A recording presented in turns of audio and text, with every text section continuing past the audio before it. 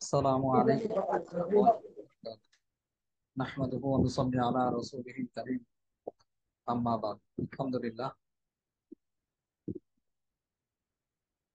আল্লাহ তাআলার অসংখ্য শুকরিয়া যে আল্লাহ তাআলা আমাদেরকে প্রতিদিনের ন্যায় আজকেও দর্শে অংশগ্রহণ করার তৌফিক দান করেছেন। আলহামদুলিল্লাহ।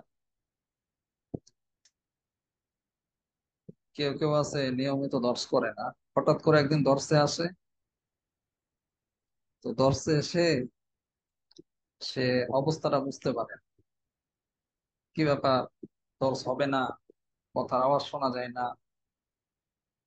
বা কখন দর্শ হবে ইত্যাদি প্রশ্ন তার মনের মধ্যে উকি দেয়। একটু কষ্ট করে সবাই, কখনো যদি সরাসরি দর্শক উপস্থিত নাও হতে পারেন, ভিডিওটা কমপক্ষে দেখে নেবেন, যাতে করে আপনার এই কোর্সটা সার্থক হয়, সফল হয়, টাকাটা যেন এমনি এমনি নষ্ট না হয়। আপনারা খুব কষ্ট করে, অনেকের কষ্ট আছে, অনেকের কষ্ট ছাড়াও দিচ্ছেন। তো যত টাকাই বেতন দেন, তো এই টাকাটা তো অবশ্যই আপনার একটা কষ্ট অর্জিত টাকা। টাকাটা যেন বিফলে না যায়, অনর্থক নষ্ট না হয়, ওই দিকে খেয়াল করে কিছু শিখার চেষ্টা করে। 3 মাস রানিং চলছে, মে মাস থেকে ক্লাস শুরু হয়েছে, এখন জুলাই মাস চলে, সামনে কিছুদিন পরে পরীক্ষা হবে। এখনো পর্যন্ত কেউ কেউ বোঝেই না যে কিভাবে ক্লাস শুরু হয়, কখন শুরু হয়, কখন শেষ হয়। এর মানে তারা ক্লাসের সাথে যুক্ত নয়। তো অনুরোধ করব, আপনারা ক্লাসগুলো ঠিক মতো করবেন, তামরিন লিখবেন, যাতে করে কিছু শিখতে পারেন, কিছু ফায়দা হয়। আর যদি সারা বছর খবর নেই, বছর শেষে গিয়ে শুধু অনুষ্ঠানে আসলেন, সনদ পাবেন, যদি পরীক্ষা দেন, সবকিছু করেন, কিন্তু ফায়দা হবে না। যেমন বর্তমানে জেনারেলদের অবস্থা এরকম হয়েছে, সবার হাতে এসএসসি এর সার্টিফিকেট আছে, ইন্টারের সার্টিফিকেট আছে, অনার্স এর আছে, এ প্লাস এর ছড়াছড়ি। এখন আবার বিসিএস এর ছড়াছড়ি। 50 লাখ টাকা হলে একটা বিসিএস এর প্রশ্নপত্র পাওয়া যায়। আবার এসএসসি এর 2-3 লাখ লাগে, ইন্টারের এরকম 3-4 লাখ লাগে। তো টাকা হলেই এ প্লাস বা ভালো নাম্বার পাওয়া সহজ। কিন্তু এই সার্টিফিকেট কি হয়েছে, পরবর্তীতে সার্টিফিকেট কিন্তু তাদের কাজে লাগছে, কারণ সার্টিফিকেট দ্বারাই বেশি হয়ে গেছে। এখন কাজে লাগে কোনটা, যোগ্যতা, ইস্তেদা। তো আপনাদের বা আমাদের ক্ষেত্রে ওই একই বিষয়। সবাই যদি সনদধারী হয়, সার্টিফিকেটধারী হয়, তখন কিন্তু মানুষ যোগ্যতাকে প্রাধান্য দেবে। এই জন্য শুধু সার্টিফিকেট হলে হবে না, পাশাপাশি আপনার যোগ্যতা অর্জন করতে হবে। যোগ্যতা ছাড়া এই যুগ কিন্তু আপনাকে গ্রহণ করবে না। সবাই কিছু হলেও যেন ফায়দা হয়, কিছু হলেও যেন যোগ্যতা অর্জন হয়, এই চেষ্টা করেন। আর আরেকটা বিষয় হলো, 3 মাস রানিং হয়ে গেলে অনেকেই আছেন আপনারা ঠিক মতো বেতন দেন না। বেতনের ক্ষেত্রে একটা এলানতে আমাদের বলা হয়েছে বেশ কয়েকবার, যে আমাদের প্রাতিষ্ঠানিক ভাবে আমরা বেতনের ক্ষেত্রে খুব কড়াকড়ি করি না। কোনো কোনো জায়গা আছে 10 তারিখের মধ্যে বেতন দিতেই হবে, 15 তারিখের মধ্যে দিতেই হবে, না দিলে তার ক্লাস বন্ধ করে দেয়, তাকে ভর্তি বাতিল করে দেয়, আর অনেক কিছু করে। আমরা ওই রকম করি না। আমাদের নিজামটা হলো, একজন ছাত্র ভাইয়ের অসুবিধা হতে পারে, মাদ্রাসার খেদমত চলে যেতে পারে, তো এই ক্ষেত্রে 1 মাস তার অসুবিধা হবে, এমন আছে 2 মাস হতে পারে, এমনকি 3 মাসও হতে পারে। তো এই জন্য আমরা 3 মাস পর্যন্ত ছাড় দেব। 3 মাস শেষ, সাথে সাথে আর ছাড় দেওয়া হবে। যেমন এই মাসের শেষে যারা বেতন দেয়নি 3 মাস পর্যন্ত, তাদের সবাইকে রিমুভ করে দেওয়া হবে, তাদের ভর্তি বাতিল করা হবে। এরপরে 100 টাকা দিয়ে নতুন করে ভর্তি হতে হবে, এবং তারপরে আমাদের সব জায়গায় তাকে যুক্ত করব। এটা হলো যারা 3 মাস ভর্তি মাসিক বেতন দেয়নি, তাদের জন্য এই নিজাম বা এই নিয়ম। আর আরেকটা নিয়ম আছে বেতনের ক্ষেত্রে, সেটা হলো ভর্তি পরীক্ষার আগে, প্রতিটা পরীক্ষার আগে বেতন ক্লিয়ার থাকতে হবে। পরীক্ষার আগে বেতন ক্লিয়ার থাকবে যাদের, তারাই পরীক্ষা দিতে পারে। আমাদের এখানে এই প্রতিষ্ঠানের ক্ষেত্রে পরীক্ষা দেওয়া বাধ্যতামূলক।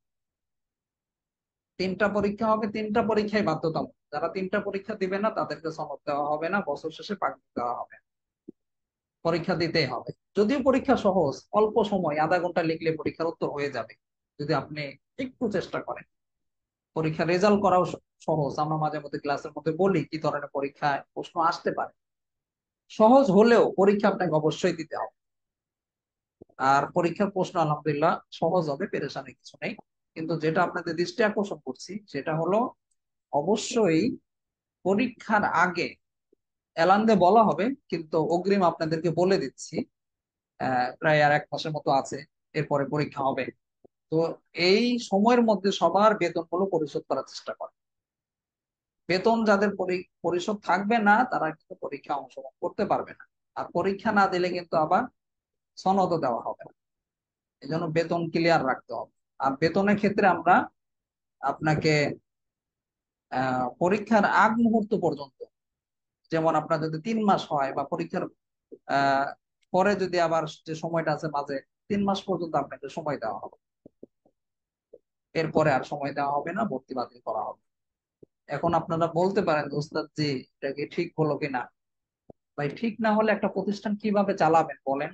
আপনার কাছে যদি এর থেকে সহজ কোনো পন্থা থাকে, যে পন্থার মাধ্যমে ছাত্রদের কাছ থেকে বেতন উঠানো যাবে, পন্থাটা আমাদেরকে শেয়ার করুন। এর চেয়ে যদি সহজ ভালো পন্থা থাকে, যে পন্থার মাধ্যমে অনলাইনে ছাত্রদের, অফলাইনে না, অফলাইনে তো আমরা বিভিন্ন ভাবে করে ছাত্রদের বাসায় পাঠিয়ে দেই, বা খানা বন্ধ করে দেয় ফ্রি খেলে, আরো বিভিন্ন আমরা কাজ করে থাকি। কিন্তু অনলাইনে কি মাধ্যম হতে পারে এর চেয়ে সহজ, যেটা ভর্তি বাতিল ছাড়া, সব ক্লাস সবকিছু বন্ধ করা ছাড়া আর কোনো মাধ্যম যদি থাকে, আপনাদের জানাশোনা ব্যক্তিগতভাবে জানাবেন। যদি আপনার মাধ্যমটা সুন্দর হয়, আপনাকে হাদিয়া দেওয়া হবে। এর চেয়ে অন্য কোনো মাধ্যম আমাদের মাথায় এখন আসেনি যার মাধ্যমে বেতন সহজে উঠানো যাবে। তো একটা প্রয়োজনীয় কথা বললাম, যাদের বেতন বাকি আছে বেতনগুলো তাড়াতাড়ি দেওয়ার চেষ্টা করবে। আর বেতনের টাকাটা যেন অনর্থক খরচ না হয়, অনর্থক যেন ব্যয় না হয়, এটা কিছু শেখার চেষ্টা করবে। সামনে যখন পরীক্ষা হবে, কেউ কেউ বলবে যে তামরিন কিভাবে লিখবো, সালামের উত্তর দেবো কিনা, বিসমিল্লাহ লিখবো কিনা, নিজের নাম লিখতে হবে কিনা, এমন এমন কথা বলবে যেগুলো শুনলে মানে মুহূর্তের মধ্যে ভালো মানুষও রেগে একবার ফায়ার হয়ে যায়। কারণ এই প্রতিষ্ঠানটা এমন প্রতিষ্ঠান না যে সারা বছর তামরিন খবর নাই, হঠাৎ করে আপনাকে পরীক্ষা একটা তামরিন দেওয়া হয়েছে, এমন প্রতিষ্ঠান না ভাই। প্রতিটা দিন তামরিন করানো হচ্ছে আলহামদুলিল্লাহ। আর প্রতিটা তামরিন যেমন তেমন তামরিন না, যে একটা ফতোয়ার কিতাবের হাওলা দিয়ে দিয়েছে শেষ, কেল্লা ফতে না ভাই। ফতোয়ার কিতাবের একটা হাওলা দেওয়া খুব যথেষ্ট, খুব সহজ। তো নস থেকে দলিল দেওয়া, সরাসরি কোরআন হাদিস থেকে দলিল দেওয়া, আবার হাদিস থেকে দলিল দিলে হাদিসটা যদি নিয়ে বিতর্ক সৃষ্টি হয়, অর্থাৎ ওইটাকে যদি আমাদের দেশের মাযহাবে আহলে হাদিসরা জয়ীফ বলে, ওইটা আবার তাহকিক পেশ করা, কোন কিতাবের মধ্যে কোন মুহাদ্দিস সহিহ বলেছে, পৃষ্ঠা নাম্বার সহকারে একবারে তাহকিক, তার নাম সহকারে পরিপূর্ণটা তুলে ধরা, এটা ছোটখাটো বিষয় না। এভাবে করানো হচ্ছে, যেটা কোন অনেক অফলাইনেও করায়। তাহকিক তো কোনো জায়গায় করায় না আমার জানা, মানে এইভাবে ইফতা বিভাগে ছাত্রদেরকে তাহকিক শেখায় আমার জানা নেই। অফলাইনে কোথাও শেখায় কিনা? আমরা আপনাদেরকে যেভাবে হাতে ধরে ধরে শেখাচ্ছি, ভিডিও করে করে দিচ্ছি, এইভাবে অ্যাপসটা ব্যবহার করেন, এইভাবে তাহকিক করেন, এগুলো উলুমুল হাদিসে শেখায়। আর উলুমুল হাদিসের বিষয়টা আপনার ইফতা বিভাগে পেয়ে যাচ্ছে। আলহামদুলিল্লাহ বলা উচিত যে আল্লাহ তাআলা আমাদের কত বড় একটা নেয়ামত দিয়েছে, একের মধ্যে আমরা দুই পেয়ে যাচ্ছি। যাক, আজকে আমরা 12টা কায়দা ইনশাল্লাহ পড়বো। এই জন্য একটু তাড়াতাড়ি শুরু করা হয়েছে। আপনাদের প্রতিদিন 10 মিনিট 12 মিনিট সময় দেওয়া হয় জয়েন হওয়ার, আজকে একটু তাড়াতাড়ি শুরু করা হয়েছে। যেহেতু সামনে পরীক্ষা, কমপক্ষে 10টা করে কায়দা পড়তে হবে। আর প্রতিদিন, গতকালকে আমরা 2টা কায়দা কম পড়েছে, এই জন্য আজকে 12টা কায়দা পড়বো। তো প্রথমেই সামান্য কিছু আলোচনা আমরা তামরিন থেকে করব, যে তামরিনটা আজকে আমরা সম্পাদনা করে প্রকাশ করেছি, 21 নাম্বার তামরিন। এই তামরিনটা খুবই গুরুত্বপূর্ণ। আজকাল তো এই তামরিনের প্রশ্ন বা এই তামরিনের সম্মুখীন হর হামেশাই আমাদেরকে হতে হয়, যারা ওলামায়ে কেরাম আমরা আছি, হর হামেশাই, যে অভিভাবকের অনুমতি ছাড়া বিবাহ করলে বিবাহ সহি হবে কিনা। এই যে যে প্রশ্নটা, এই প্রশ্নটা আমার অভিজ্ঞতার আলোকে এবং আমার তাহকিক অনুযায়ী আমি যতটুকু দেখলাম, ফেসবুকে, গুগলে আহলে হক ওলামায়ে কেরামের মোটামুটি ভালো বিচরণ আছে। গুগলে কিছু সার্চ দিলে, ফেসবুকে কিছু সার্চ করলে আহ মোটামুটি আহলে হক ওলামায়ে কেরামের কিছু আসে। কিন্তু ইউটিউব পরিপূর্ণ শূন্য, ইউটিউবে নেই বললেই চলে। তা আপনাদের মধ্যে যারা ভালো কথা বলতে পারেন, সংক্ষিপ্ত ভাবে উত্তর দিতে পারেন বিভিন্ন বিষয়ের উপরে, ছোট ছোট করে ভিডিও করে প্রশ্ন উত্তরগুলি ইউটিউবে আপলোড করতে পারেন, অনেক বড় সওয়াবের ভাগীদার হবে।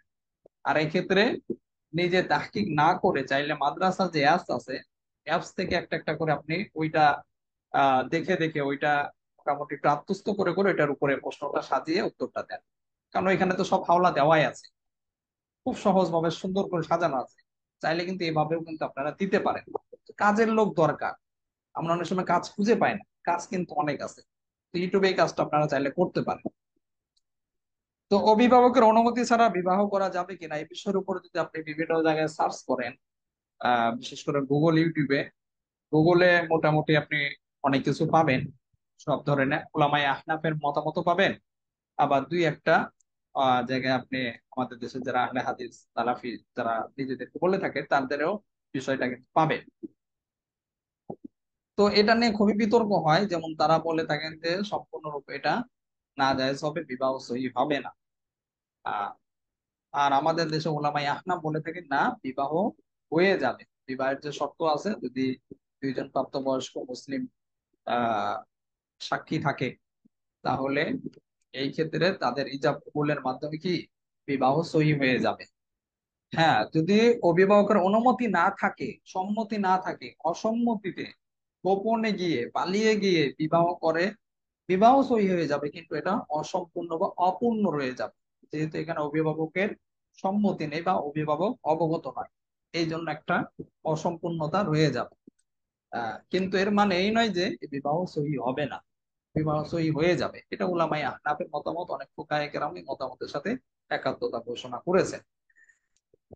তো আমাদের দেশে যেহেতু হানাফি মাযহাবকে আমরা অধিকাংশ মানুষ ফলো করে থাকি, অধিকাংশ না প্রায় সবাই, হাতে গোনা কয়েক অল্প কিছু মানুষ যারা বর্তমানে আহ লা মাযহাবী বা যারা মাযহাব মানে না তারা ছাড়া। তো এই ক্ষেত্রে আমাদের এই বিষয়ের উপর একটা দালিলিক একটা তামরিন খুব গুরুত্বপূর্ণ ছিল, খুব জরুরি ছিল। আলহামদুলিল্লাহ আজকে সম্পন্ন হয়েছে। তো এই বিষয়ের উপরে মোটামুটি আপনি আহ আপনারা সবাই দলিল দিয়েছেন, যে দুইটা হাদিস বিশেষ করে সবাই উল্লেখ করেছে বিভিন্ন জায়গায়, আপনারা উল্লেখ করেছেন। কিন্তু এখানে আপনাদের উল্লেখ করার ক্ষেত্রে দেখলাম অধিকাংশই আপনারা নিজেরা একটু তাহকিক করেন না। হাদিস নাম্বারটা চার পাঁচটা সাতটা হাদিস নাম্বার আপনারা একসাথে দিয়ে দিয়েছেন, অনেকের সাথে থেকে এটা মিলে গেছে। কি ব্যাপার? পরবর্তীতে দেখা গেল আহলে হক মিডিয়াতে ওইখানে এইভাবে দেওয়া আছে, হুবহু ওইটাই আপনারা কপি করে নিয়ে এসে ওইভাবে দিয়ে দিয়েছেন। একটু নিজে যাচাইও করলেন না যে হাদিস নাম্বারটা ঠিক আছে কিনা। আর যাচাই করলে তো আমাদের যেভাবে আমরা আপনাদেরকে শিখাচ্ছি ওই রকম, যে হাদিস নাম্বার আমরা দুইটা দিতে পারি, চার পাঁচটা দেওয়া দরকার নেই। শুধু শুধু লেখা বড় করার দরকার নেই। দুইটা দিলে আবারও সহ দিচ্ছি, আমরা অনুবাদ দিচ্ছি, বা হাদিস নাম্বার দুইটা দিলেই যথেষ্ট। একই হাদিসে চার পাঁচটা হাওলা দেওয়ার প্রয়োজন নেই। সবাই নিজের থেকে একটু লেখার চেষ্টা করবেন, আর অনুবাদ তো এইভাবে নিজে থেকে সাজানোর চেষ্টা করবেন। যাই হোক, মোটামুটি দুইটা হাওলা আপনারা দিয়েছেন। আর একটা হাওলা আহ যেটা আপনারা অনেকেই দিয়েছেন, পরবর্তীতে ওইটা রিসার্চ করে দেখলাম আহলে হক মিডিয়াতে ওইটা দেওয়া হয়েছে থেকে আপনারাও দিয়েছেন। ওইখানে 2 নম্বরে এনেছেন আহলে হক মিডিয়াতে একটা হাওলা এই। কিন্তু ওই হাওলাটা যে কিতাবগুলো নাম দিয়েছে বা যে কিতাবগুলো থেকে নেওয়া হয়েছে এগুলো অপরিচিত কিতাব, আমাদের দেশের মানুষ তেমন চেনে না, জানে না।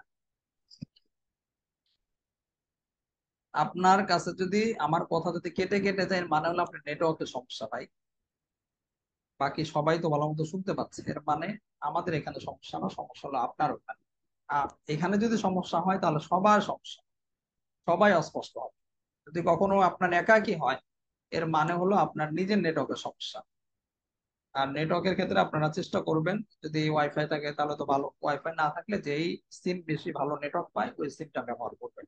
যেহেতু একটা বছর আপনারা ক্লাস করবেন, একটা সিম তো কিনতে বেশি টাকা লাগে না, আবার অনেক সময় ফ্রিও পাওয়া যায়। আচ্ছা, যেটা বলছিলাম, আহ তারপরে 3 নাম্বার, এই জন্য ওই হাদিসটার বিষয়বস্তুটা মোটামুটি প্রথম যে দুইটা হাদিস আছে এর মতোই।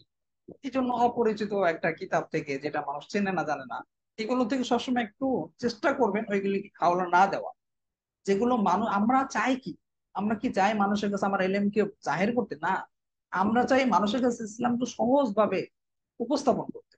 তো সহজ ভাবে উপস্থাপন করতে হলে আপনাকে তারা যেভাবে তাদের হাতের নাগালে যে সমস্ত কিতাবাদি আছে এগুলোতে যদি আমরা হাওলা দিই, এগুলোর থেকে কুতুবে সিত্তা যেগুলো আছে, বুখারী, মুসলিম, নাসাই, ইবনে মাজাহ, তিরমিজি, এই যে ইত্যাদি কিতাবগুলো যেগুলো পরিচিত এবং খুব মানুষের হাতের নাগালে, অনেকের কাছে অনুবাদ আছে, অ্যাপস এর মধ্যে আছে, এগুলো দিলে খুব সহজে মানুষ কিন্তু বুঝতে পারে। মানুষের আমল করাটা সহজ হবে যখন সে দেখবে যে না, হাদিসটা ঠিক আছে, হাদিসটা তো কিতাবের মধ্যে আছে, তখন আমল করা সহজ হবে। এই জন্য যেগুলো আমাদের এই কুতুবে সিত্তার মধ্যে পাবো এগুলো থেকে রেফারেন্স গুলো দেওয়ার চেষ্টা করবো, আর যেটা নেই ওইটা তো আহ অপারগ হয়ে এখন ভিন্ন কিতাব থেকে দিতেই হবে। তারপরে দেখেন, এরপরে 3 নম্বর যে হাওলাটা এখানে আমরা দিয়েছি, সুনান ইবনে মাজার 1874 নম্বর হাদিস। এই ইবনে মাজার এই হাদিসটার আহ যদিও সুনানে দারাকুতনিতেও আছে, তো সুনানে দারাকুতনি মানুষের কাছে এতটা প্রসিদ্ধ না, আর প্রয়োজনও নেই, যেহেতু একটা আছে কুতুবে সিত্তার মধ্যে ইবনে মাজাহ থেকে। আর সব একই, ভারত একই, শুধু কিতাব ভিন্ন হয়েছে, অর্থাৎ ভিন্ন ভিন্ন হাদিসের কিতাবের মধ্যে একই হাদিস এসেছে। এখন দেখেন, আপনারা যে যে হাদিসটা উল্লেখ করলেন যে ইবনে মাজাহ থেকে, এই হাদিসটা কিন্তু আমরা যেই যে হাদিসের তাহকিক পেশ করি, আপনাদের তামরিনের মধ্যে যে তাহকিক পেশ করা হয়, এটা কেন করা হয় জানেন? অনেকে হয়তো বুঝেছেন, বোঝেননি। তাহকিকটা পেশ করা হয় এই জন্য, কারণ এই হাদিসটাকে সহি হওয়া সত্ত্বেও আমাদের দেশের না মাযহাবীদের যে অ্যাপস আছে বা আহলে হাদিসদের যে অ্যাপস আছে, আল হাদিস, বাংলা হাদিস, এই দুইটা অ্যাপস যে তাদের, এর বাইরে আরেকটা অ্যাপস আছে যেটা আহ যদিও তারা নিজেদের বলে প্রকাশ করে নাই, সেটা হলো আপনার,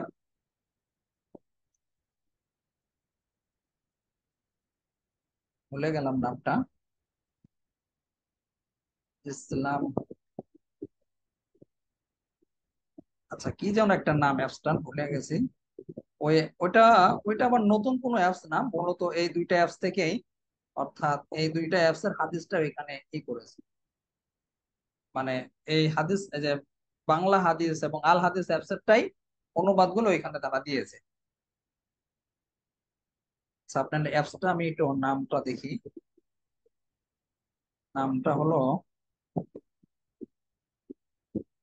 এই মুহূর্তে মনে আসছে না, কি যেন একটা নাম। আহ ওইখানে, ওই অ্যাপসটার মধ্যে ইসলাম আছে শব্দটার সাথে, আমার এই মুহূর্তে মনে আসছে না। ওইটাও একটা, ওইখানে অনেক হাদিসের, মানে এরকম হাদিসের অ্যাপস এটাও, ওইখানে হাদিস গুলো পাবেন। আহ, যাই হোক, আমি পরবর্তীতে আপনাদেরকে বলবো এই মুহূর্তে ইসলামী জিন্দেগি ওস্তাদ জি। ইসলামী জিন্দেগি তো মনসুরুল হক ইসলামী সাহেবের, জিন্দেগি এটার নাম হলো ইসলাম।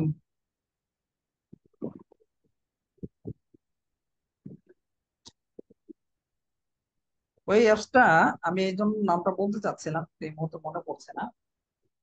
ওই অ্যাপসটার মধ্যে আহমদুল্লাহ সাহেবের একটা সাক্ষাৎকার আছে, এবং ওই যে আব্দুল হাই মোহাম্মদ সাইফুল্লাহ তারও একটা সাক্ষাৎকার দেওয়া আছে অ্যাপসটার মধ্যে।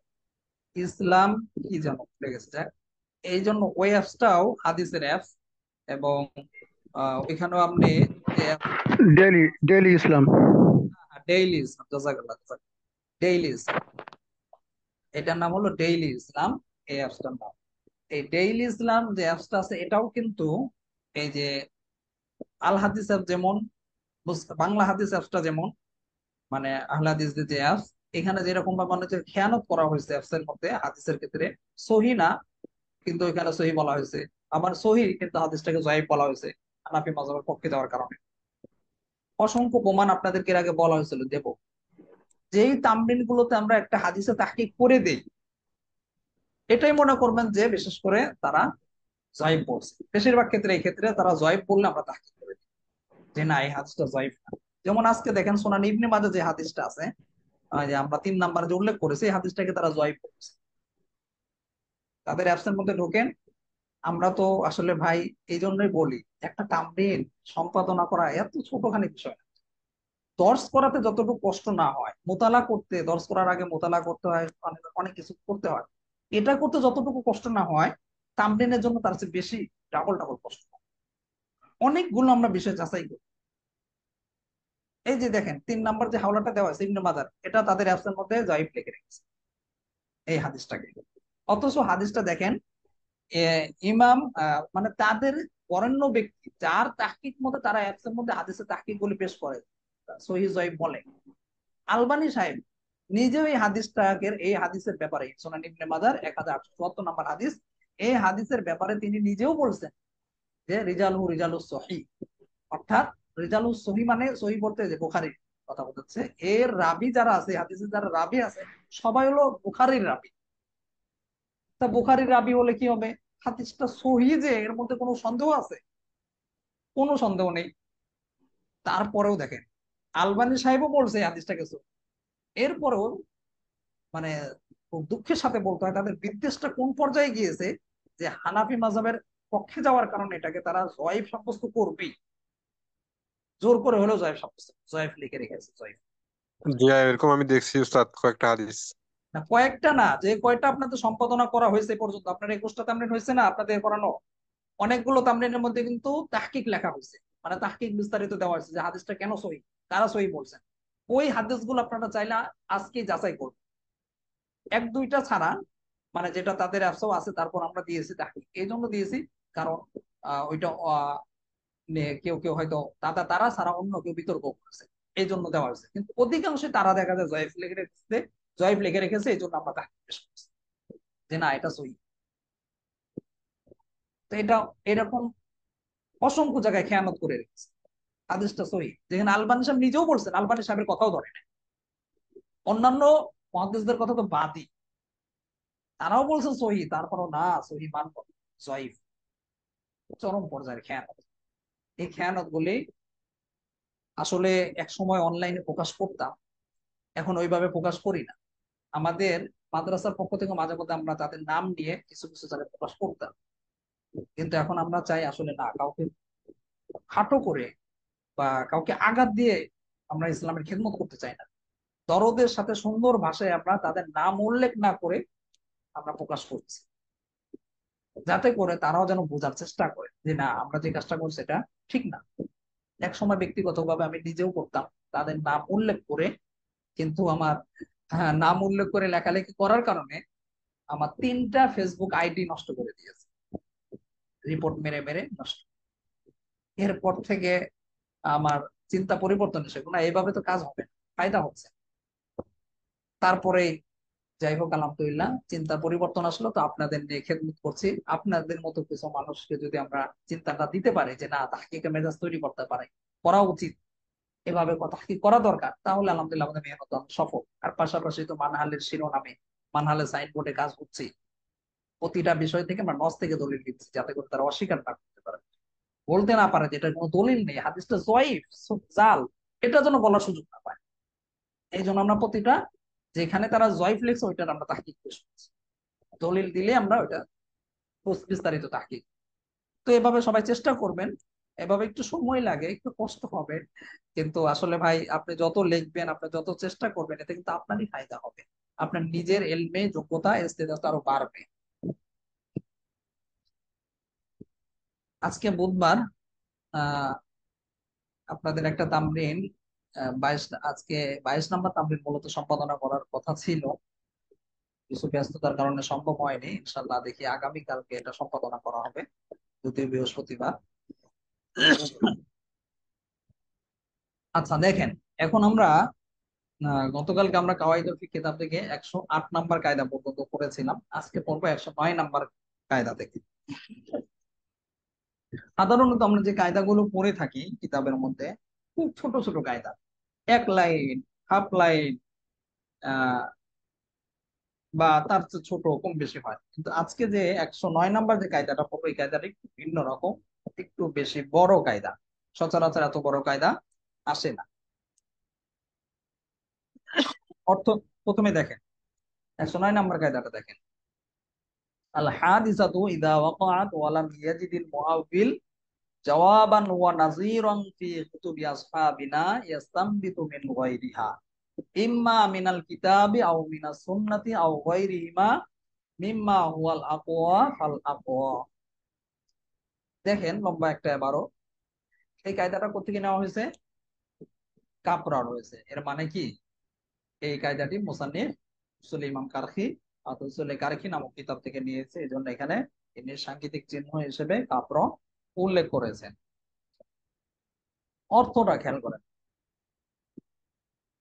যখন আল হাদিসাতু ইযা ওয়াকাত ওয়া লাম ইয়াজিদিল মুআব্বিল জাওয়াবান ওয়া নাযীরান, যখন কোনো নতুন মাসআলা সামনে আসে, যখন কোনো নতুন মাসআলা সামনে আসে এবং সমাধানকারী তার কোনো সমাধান বা স্পষ্ট নজির মাযহাবের কিতাবে না পায়।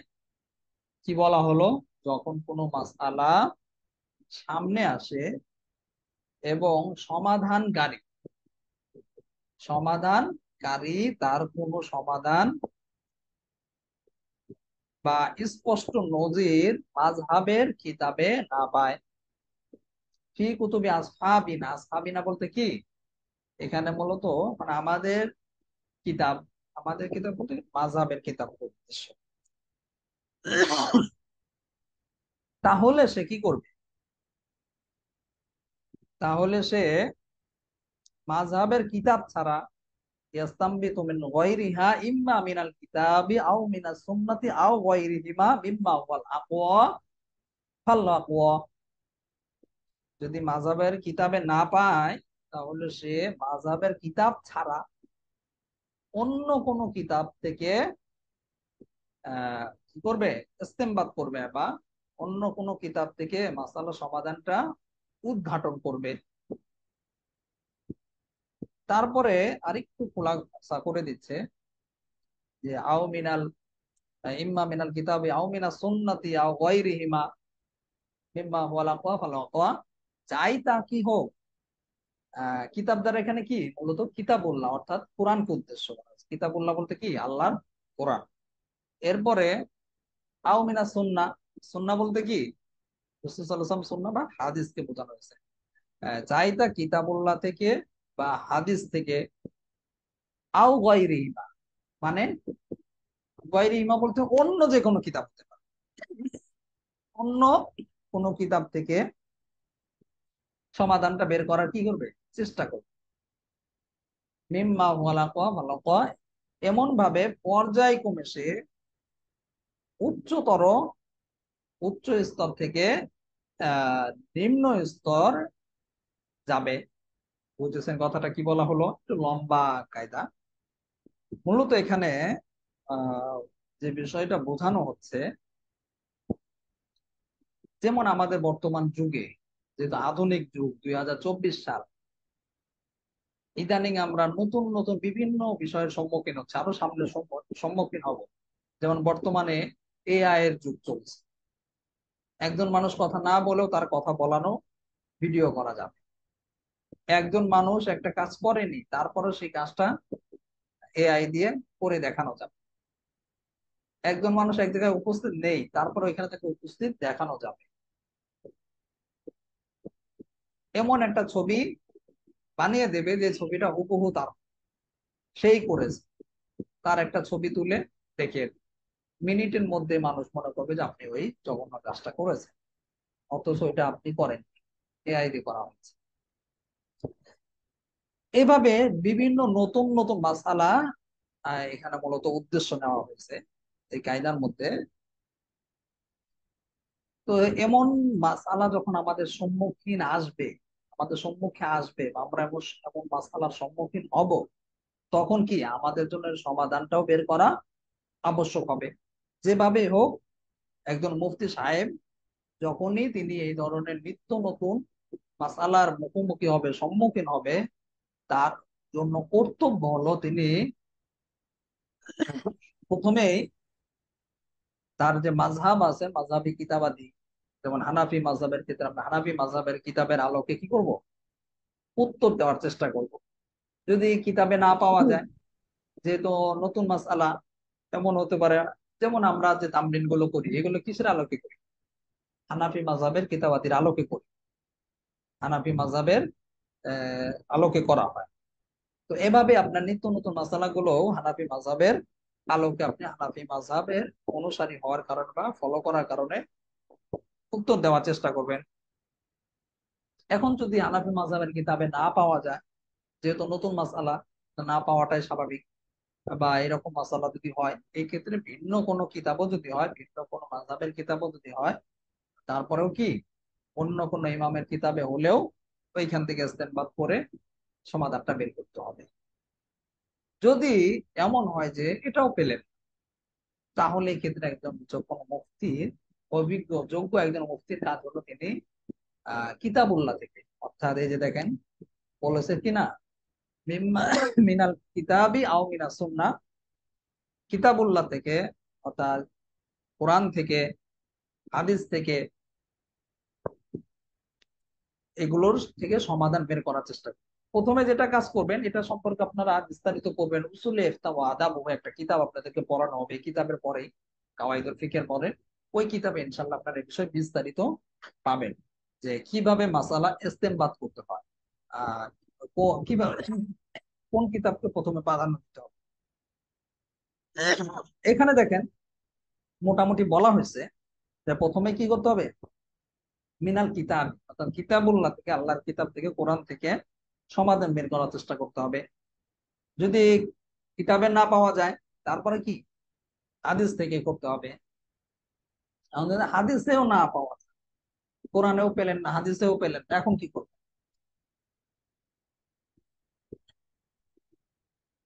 কোরআনেও নয়, হাদিসেও নয়, এখন আপনাকে ইজমা দেখতে হবে। উলামায়ে কেরাম এই মাসালার মধ্যে ইজমা হয়েছে কিনা। ইজমা যদি হয়ে থাকে তাহলে ইজমার দিকে লক্ষ্য করে আপনি সমাধান দিবেন। তারপরে যেটা এখানে এভাবে উল্লেখ করেনি, মানে এই কায়দার মধ্যে নেই, সামনে আপনারা পড়বেন উসুল ইফতা কিতাবে আসবে, যখন ইজমাতেও পাবেন না তখন কি করবেন? তখন আপনি যদি যোগ্য হন, অভিজ্ঞ হন, আপনার যদি এরকম ইস্তেদাদ থাকে, তাহলে আপনি সবকিছু সামনে রেখে আহ আপনি চাইলে কিয়াস করতে পারেন, নিজে একটা সমাধান দিতে পারেন। তবে এই ক্ষেত্রে অন্যান্য ইমামগণ যেটা বলে থাকে, নিরাপদ হলো অন্য বড় উলামায়ে কেরামের দিকে লক্ষ্য করে নিজে এই কাজ থেকে বিরত থাকাটাই সেফ, নিরাপদ। নিজে না এগিয়ে অন্য কেউ এগিয়ে যাক, তারটা ফলো করে আপনি তার সমাধান দিন। এটা নিরাপদ বেশি। যাই হোক, এখানে যেটা বলা হচ্ছে যে যে ধারাবাহিকতাটা বলা হয়েছে, ধারাবাহিকতার আলোকে সমাধান দিতে হবে। আর এটা, এই ধারাবাহিকতাটা তখনই রক্ষা করতে হবে বা তখনই এই ধারাবাহিকতা অনুসরণ করতে হবে যখন কি হবে, সরাসরি কোরআন হাদিসে মাযহাবের কোনো কিতাবে আপনি এর কোনো মাসালার কোনো সমাধান পাবেন না। তখন আপনি এভাবে নিজেও চাইলে সমাধান বের করতে পারেন। বুঝেছেন সবাই? এ বিষয়ের উপর উসুল ইফতা কিতাবের মধ্যে বিস্তারিত আলোচনা আসবে ইনশাআল্লাহ। তারপরের কায়দাটা দেখেন, 110 নাম্বার কায়দা, আল হাদিসাতু মিনহা, আল হাদিসাতু মাহমা আখাযাত শিবহাম মিনাল আসলাইনি ওয়া হিয়া মুনকাসিমাতুন আলা ওয়াজহাইন ফা ইন্নাহা তুরাদ্দু ইলা কুল্লি ওয়াহিদিন মিনাল কিসমাইন। এই কায়দাটি দেখেন, এখানে কি রয়েছে, নুন রয়েছে, অর্থাৎ তাসিসুন নাজরী নামক কিতাব থেকে নেওয়া হয়েছে। এই জন্য এখানে মুসান্নিফ সাংকেতিক চিহ্ন হিসেবে নুন ব্যবহার করেছেন। দ্বারা কি বোঝানো হয়, তাসিসুন নাজরী একটা কিতাব আছে, ওই কিতাব থেকে এই কায়দাটি নেওয়া হয়েছে। অর্থটা খেয়াল করেন, কোনো বিষয় যখন, কোনো বিষয় যখন দুটি মূলনীতির সাথে কি রাখে, শিবহাম মিনাল আসলাইন, অর্থাৎ দুটি মূলনীতির সাথে সামঞ্জস্য রাখে, মিল রাখে, এবং বিষয়টি যদি মুনকাসিমাতুন আলা ওয়াজহাইন, যদি বিষয়টি যদি দুই ভাগে বিভক্ত হয়, ফাইন্নাহা তুরাদ্দু ইলা কুল্লি ওয়াহিদিন মিনাল কিসমাইন, তাহলে কি করতে হবে, দুই মূলনীতির দুই সুরতের প্রত্যেক সুরতের দিকে মূলনীতিকে সম্পৃক্ত করা হবে। বুঝেছেন অর্থটা? আল হাদিসাতু মিনহা আখাযাত বিশিবহাম মিনাল আসলাইন ওয়া হিয়া মুনকাসিমাতুন আলা ওয়াজহাইন ফাইন্নাহা তুরাদ্দু ইলা কুল্লি ওয়াহিদিন মিনাল কিসমাইন। কোন বিষয় যখন দুটি মূলনীতির সাথে সামঞ্জস্য রাখে এবং বিষয়টি যদি দুই ভাগে বিভক্ত হয়, তাহলে দুই সুরতের প্রত্যেক সুরতের দিকে মূলনীতিকে সম্পৃক্ত করা হবে। এখানে এই কায়দার মধ্যে যে বিষয়টা বলা হচ্ছে, কোন একটা বিষয় বা কোন একটা ঘটনা যদি আহ দুইটা মূলনীতির সাথে কি থাকে, তার নিসবত থাকে, সম্পৃক্ততা থাকে, সাদৃশ্যতা থাকে, তখন ওই দুই মূলনীতির ভিত্তিতে কি হবে, আপনাকে ওই হুকুমটা সাব্যস্ত করতে হবে। বুঝেছেন সবাই? এমন বিধানও কিন্তু রয়েছে যেটা দুই মূলনীতির সাথে আহ দুইটা সূরত দুই ভাগে বিভক্ত হয়েছে, মাসালাটা দুইটা মূলনীতি আহ সাথে মিল রয়েছে। এই ক্ষেত্রে মূলনীতির দিকে ভিত্তি করে কি করতে হবে, যেহেতু মূলনীতি ভিন্ন ভিন্ন, হুকুমটাও ভিন্ন ভিন্ন হবে। যেমন এই ক্ষেত্রে আমরা সহজে বোঝার জন্য একটা মিসাল দিতে পারি। যেমন হজ, হজ কিন্তু দুইটা ভাগে বিভক্ত। একটা হলো শারীরিক ইবাদত হজ, আবার আরেকদিকে কি, হজটা আবার আর্থিক ইবাদত। শারীরিক ইবাদত বলতে এই জন্য বলা হয়েছে যেহেতু হজ করতে গেলে কি করতে হয়, শারীরিক ভাবে কসরত আছে। এখন যখন একজন মানুষ আহ সুস্থ সবল, তার কোনো সমস্যা নেই, এই ক্ষেত্রে কিন্তু সে চাইলে কাউকে আহ আমরা যেটা আমাদের দেশে বদলি হজ বলে থাকি বা প্রতিনিধি নিয়োগ করা, সে কিন্তু চাইলেও কাউকে প্রতিনিধি নিয়োগ করতে পারবে না, কারণ সে সুস্থ সবল। কারণ এটার কারণ কি, এই যে হজের ক্ষেত্রে দুইটা ভাগ, একটা হলো শারীরিক ইবাদত, একটা মালি ইবাদত। আর শারীরিক শারীরিক ইবাদত হওয়ার কারণে যেহেতু তার শরীর স্বাস্থ্য সুস্থ আছে এবং শারীরিক ভাবে সক্ষম, হজ করতে সক্ষম, এই জন্য তাকে এই ক্ষেত্রে সে কোনো প্রতিনিধি নিয়োগ করতে পারবে না। আবার যখন দেখা যাবে যে সে অসুস্থ, আর অসুস্থতাটা সে এমন পর্যায়ে যে সর্বদাই সে অসুস্থ থাকে, অসুস্থর মধ্যে আছে, তার আর সুস্থ হওয়ার কোনো লক্ষণ নেই বা সুস্থ হবে না, এমন যদি হয়, ওই ক্ষেত্রেও তাকে হজ করতে হবে।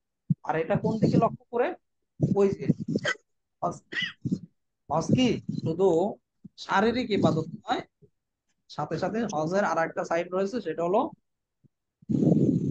আর্থিক ইবাদত। আর্থিক ইবাদতের দিকে লক্ষ্য করে তাকে প্রতিনিধি নিয়োগ করা বা বদলি হজের ব্যবস্থা করা তার জন্য জায়েজ হবে। বুঝেছেন সবাই? ঠিক এই কায়দার মধ্যে এটাই বলা হয়েছে যে অনেক কিছুই আছে এরকম যেগুলো আহ দুই যেই ইবাদতটা বা যেই বিষয়টা দুইটা মূলনীতির সাথে সামঞ্জস্য রাখে, মিল রাখে, দুইটা মূলনীতির সাথে সম্পৃক্ত হয়েছে, আবার দুইটা ভাগে বিভক্ত হয়েছে। তো এই ক্ষেত্রে কি করতে হবে, দুইটা সুরতকেই দুইটা মূলনীতির দিকে সম্পৃক্ত করা হবে এবং এই দুইটা মূলনীতির দিকে সম্পৃক্ত করেই সমাধান বা হুকুমটা সাব্যস্ত হবে, যেমন আমরা হজের ক্ষেত্রে দেখতে পাই। এর পরের কায়দাটা দেখেন, আল হুদুদ তুদরাউ বিশুবহাত, 111 নম্বর কায়দা। এই কায়দাটা আমরা দেখতে পাচ্ছি শিন নুন রয়েছে, শিন নুন দ্বারা কি বোঝানো হয়, আল আসবান নাজায়ের কিতাবকে বোঝানো হয়েছে। অর্থটা খেয়াল করেন, আল হুদুদ তুদরাউ বিশুবহাত, শরঈ শাস্তি, শরঈ শাস্তি সন্দেহের কারণে রহিত হয়ে যায়। শরঈ শাস্তি কি হয়ে যায়, সন্দেহের কারণে রহিত হয়ে যায়। দেখেন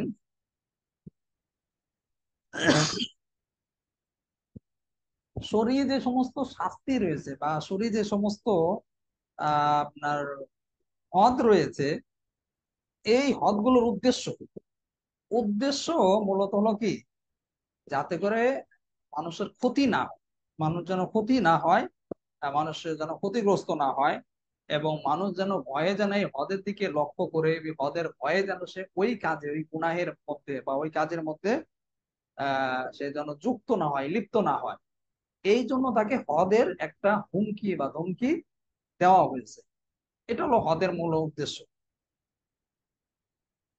এর দ্বারা একটা বিশেষ সুবিধা হলো, যখন এরকম হুমকি দেওয়া হবে যে তুমি যদি একজনকে হত্যা করো তোমাকেও কিন্তু হত্যা করা হবে, বা তুমি যদি জেনা করো তোমার কিন্তু ওইভাবে পাথর নিক্ষেপ করা হবে, বা চুরি করলে হাত কেটে দেওয়া হবে, এই যে যে বিভিন্ন হদ রয়েছে, বিভিন্ন যে কিসাস হদ, বিভিন্ন যে শরীয়ত সিদ্ধ আইন রয়েছে, এগুলো উদ্দেশ্য হলো মূলত মানুষ যেন এই ধরনের অপরাধগুলি কি, মানুষ কর্তৃক মানুষের যে ক্ষতিটা আছে, এই ক্ষতির যে পথ আছে, পথটাই যেন সম্পূর্ণ বন্ধ হয়ে যায়, মানুষ যেন এই পথগুলো না করে। এবং সাথে সাথে আহ এখানে কিন্তু এই বিষয়টা কিন্তু মূল উদ্দেশ্য না, যাতে করে মানুষ এই গুনাহ থেকে বেঁচে থাকে, এটা মূল উদ্দেশ্য না। মূল উদ্দেশ্য হলো মানুষের দ্বারা যেন মানুষ ক্ষতিগ্রস্ত না হয়, এটা হলো মূল উদ্দেশ্য। এখন গুনাহ থেকে কি জন্য, কারণ দেখেন হদের বিধানটা কিন্তু যারা কাফির মুশরিক রয়েছে তাদের ক্ষেত্রেও কিন্তু হদের বিধান হয়ে থাকে, তো তাদের ক্ষেত্রে তো গুনাহের বিষয়টা আসবে না, কারণ সে যদি ইসলামই গ্রহণ করেন, ইসলাম গ্রহণ করলে না তার গুনাহ নেকির বিষয়টা আসবে। আর যে কাফের বা অমুসলিম, সে তো গুনাহ থেকে পাক হওয়ার কোনো প্রশ্নই আসে না, যেহেতু হদের কায়েম করলে তার গুনাহ থেকে পাক হবে এরকম প্রশ্নই নেই, কারণ তার তো জীবনটাই গুনার মাধ্যমে আহ অতিবাহিত হচ্ছে, সেটি ইসলামই গ্রহণ করেনি। তাহলে মূল বিষয় হলো এখানে কি, মানুষকে মানুষের ক্ষতি থেকে হেফাজতের জন্য হদের আহ মূল উদ্দেশ্য বা হদ এই জন্য কায়েম করা হচ্ছে। এখানে এই কায়দার মধ্যে যে বিষয়টা বলা হচ্ছে, আল হুদুদ তুতুরা বিশ্ববহাত, শরীর শাস্তি, শরীর যে শাস্তি গুলো আছে, শরীর যে হদ গুলো আছে, এই হদ গুলোর ক্ষেত্রে সন্দেহের কারণে রহিত হয়ে যাবে। হদের যে ব্যবস্থা করা হয়েছে, এই হদগুলো তো অবশ্যই পালনযোগ্য, কিন্তু এগুলো যখন সন্দেহ সৃষ্টি হবে, ওই সন্দেহের ক্ষেত্রে এই হদটা রহিত হয়ে যায়। যেমন মনে করেন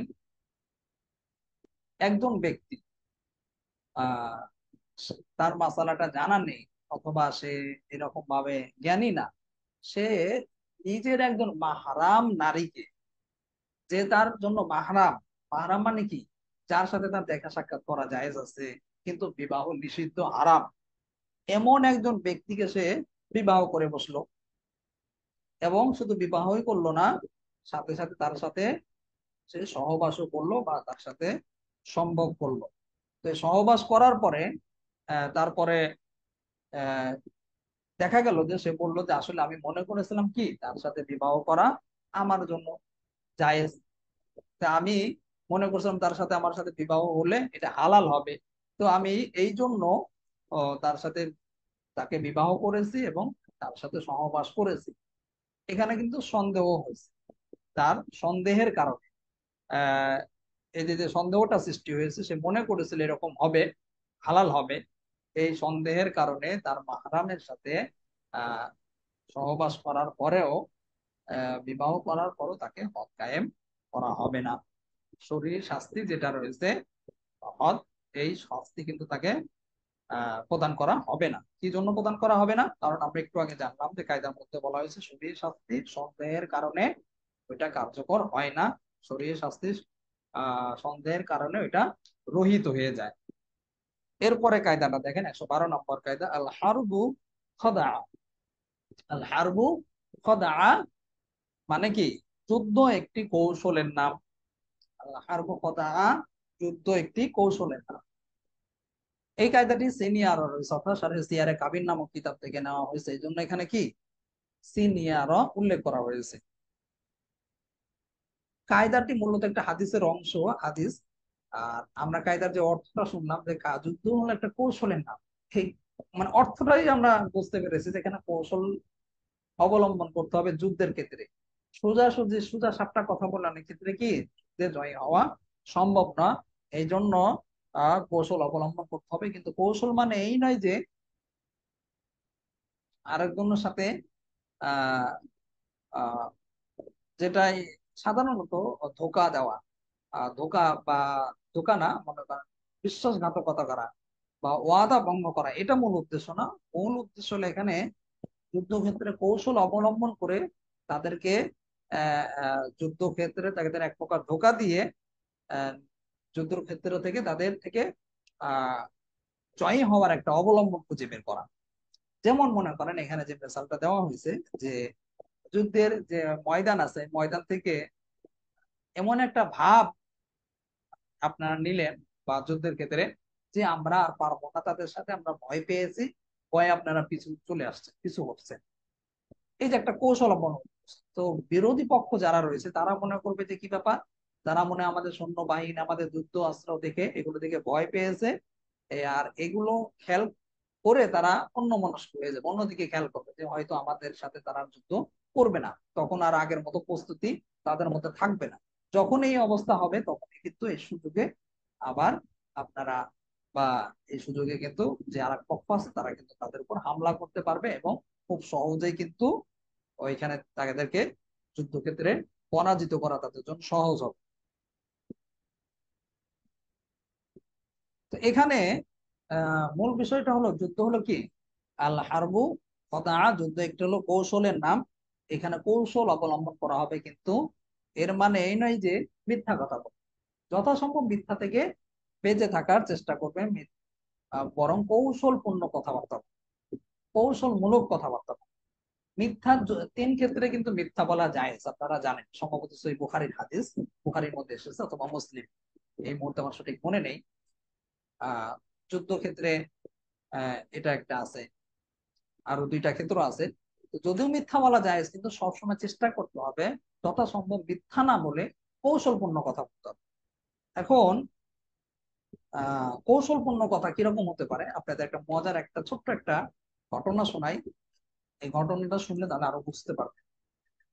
আমি আমার উস্তাদের কাছ থেকে শুনেছিলাম, এক উস্তাদের কাছ থেকে, যে যখন ব্রিটিশরা এই ভারত উপমহাদেশ শাসন করে, ওই সময় তো ইংরেজদের সাথে একটা পর্যায়ে গিয়ে আহ তাদের সাথে একটা যুদ্ধ যুদ্ধ অবস্থা, আহ যুদ্ধ লেগেও গেছে, পরবর্তীতে স্বাধীনও হয়েছে পাকিস্তান, মানে ভারত উপমহাদেশ স্বাধীন হয়, পরবর্তীতে আবার দুইটা দেশে বিভক্ত হয়, তারপর আবার বাংলাদেশ আলাদা হয়, বিরাট কাহিনী।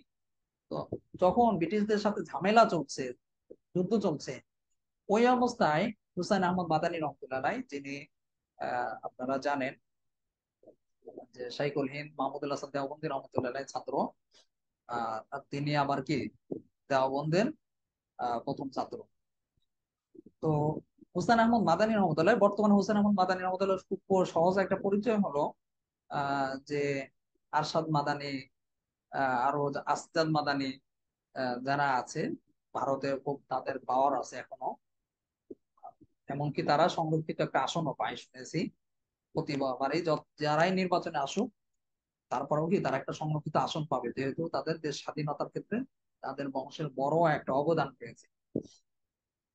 তো হুসেন আহমদ মাদানী রহমতুল্লাহ কি একবার ব্রিটিশরা ধরতে এসেছে, ধরতে তো খুঁজতে খুঁজতে একবার তাকে পেয়ে গেছে। তো পাওয়ার পরে তাকে জিজ্ঞাসা, তাকে তারা চিনতো না হুসেন আহমদ মাদানী কি, যেহেতু ওই সময় তো আর মোবাইলের মতো এরকম এত ছিল না, প্রচলন ছিল না। ছবি উঠিয়ে রাখবে, ছবি দেখে দেখে করবে, এটা তো কঠিন ছিল। তো একটা পর্যায়ে ব্রিটিশের যারা লোকজন রয়েছে তারা এসে হুসেন আহমদ মাদানী রহমতুল্লাহর কাছে চলে আসে, এসে তাকে জিজ্ঞাসা করছে, এই হোসেন আহমদ মাদানী কোথায় আছে, কোন জায়গায় আছে তুমি জানো? যখন এটা জিজ্ঞাসা করেছে, তিনি যেখানে দাঁড়ানো অবস্থায় ছিলেন, জিজ্ঞাসা করার সাথে সাথে কিছুটা দূরে সরে গেছে, মানে ওইখান থেকে একটু সরে গেছে। সরে গিয়ে তারপরে তাদেরকে বলছে যে হ্যাঁ হ্যাঁ আমি জানি কোথায় আছে। তো কোথায়? বলে এই যে একটু আগে এখানে ছিল। এখানে মানে ওই যেখানে তিনি দাঁড়িয়েছিলেন একটু আগে, ওইখানে দেখিয়েছে ইশারা করে যে এখানে ছিল। যখন ইশারা করে বলছে যে এখানে ছিল, এর মানে এই কথাটা কিন্তু কৌশলপূর্ণ, মিথ্যা হয়, একটু আগে তো তিনি ওইখানেই ছিলেন।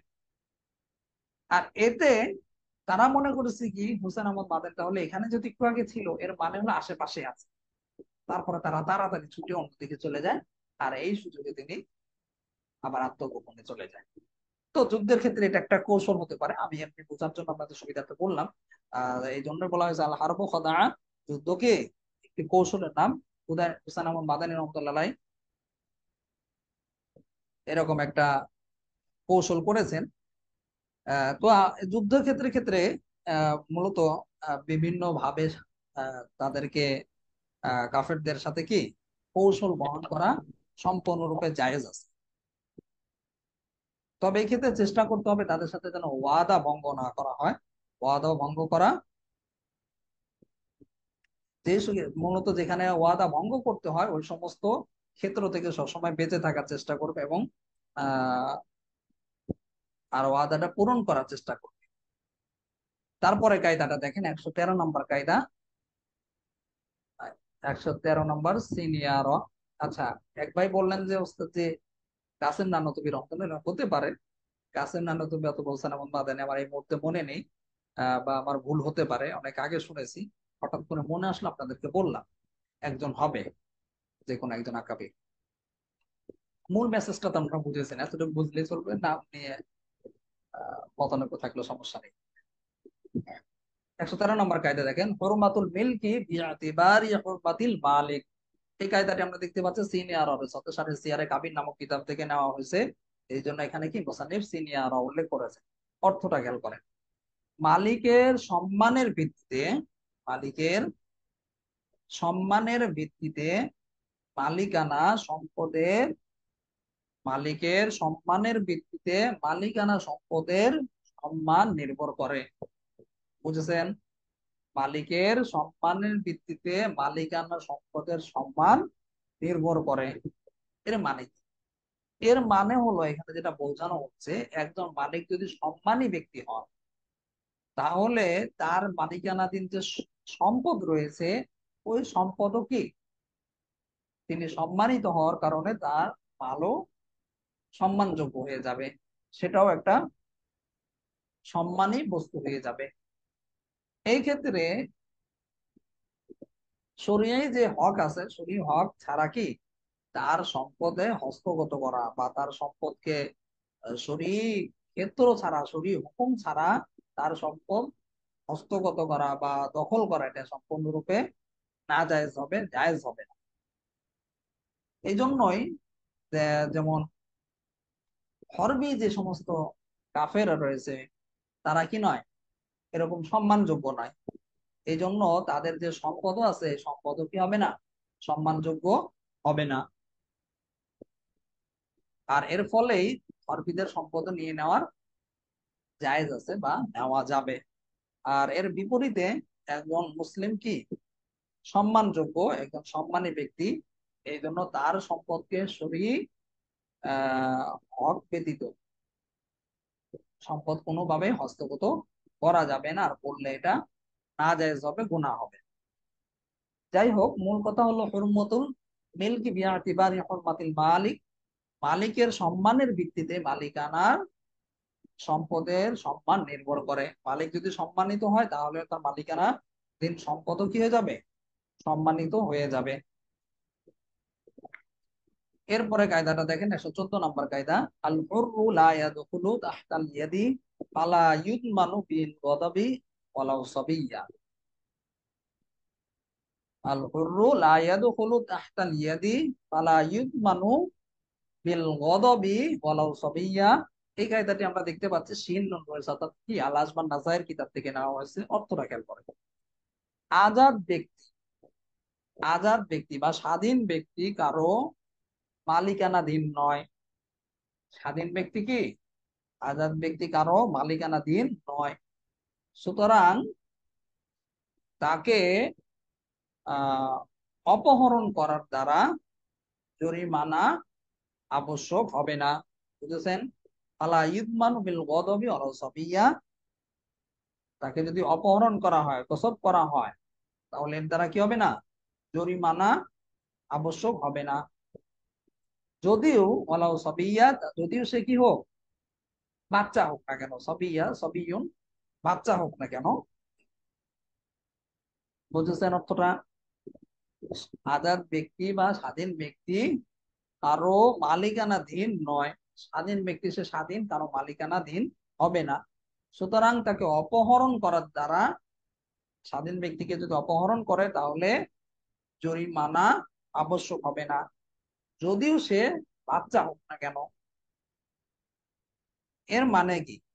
এখানে বলা হচ্ছে মূলত একজন স্বাধীন ব্যক্তি, আজাদ ব্যক্তি, যে স্বাধীন, ওই ব্যক্তিকে যদি কেউ জোর জবরদস্তি করে যদি তাকে অপহরণ করে এবং তাকে এমন একটা নির্জন বা ঝুঁকিপূর্ণ অথবা এরকম একটা আবদ্ধ স্থানে যদি তাকে রেখে দেয়, এরপরে রেখে দেওয়ার পরে সেখানে সে যে কোনো একটা রোগে আক্রান্ত হয়ে হঠাৎ করে এমনি এমনি কি সে মারা গেল, তাহলে এই স্বাধীন ব্যক্তিকে ওইখানে রাখার দ্বারা বা ওইখানে যে গিয়েছে বা প্রসব করার পরে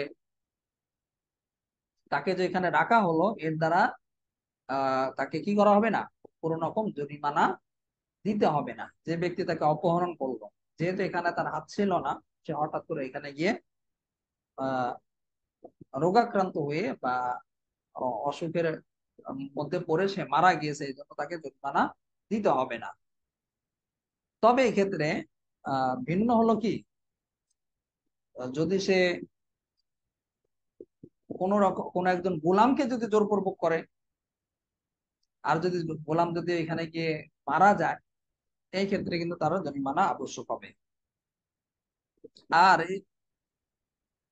যে গোলাম মারা গেছে, যদি তাকে না পাওয়া যায় বা যে অপহরণ করেছিল, প্রসব করেছিল, তাকে যদি না পাওয়া যায়, তাহলে অপহরণকারী যারা ওয়ারিশ রয়েছে, ওই ওয়ারিশদেরকে জরিমানা দিতে হবে।